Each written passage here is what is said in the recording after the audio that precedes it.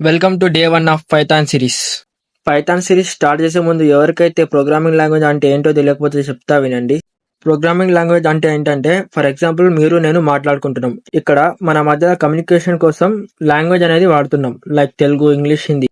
అలా కంప్యూటర్తో మాట్లాడాలంటే మనకు ప్రోగ్రామింగ్ లాంగ్వేజ్ కావాలి. మనకు చాలానే ప్రోగ్రామింగ్ లాంగ్వేజెస్ ఉన్నాయి, లైక్ సి, సి++, జావా, పైథాన్. వీటిలో మనం పైథాన్ నేర్చుకోబోతున్నాం.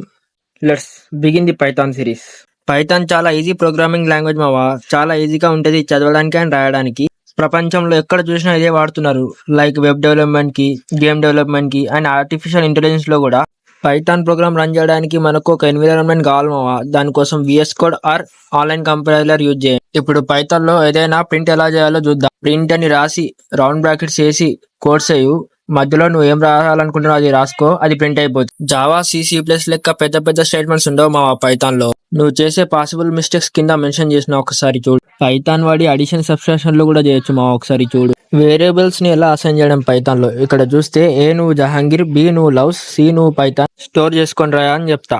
తర్వాత మొత్తం కలిపి కింద ప్రింట్ కొట్టేస్తా. కింద ఇంకో ఎగ్జాంపుల్ ఉంది మా, చూసేయి. పైథాన్ లో ఇన్పుట్ ఫంక్షన్ యూజ్ చేసి యూజర్ నుంచి మనం ఇన్పుట్ తీసుకుంటాం.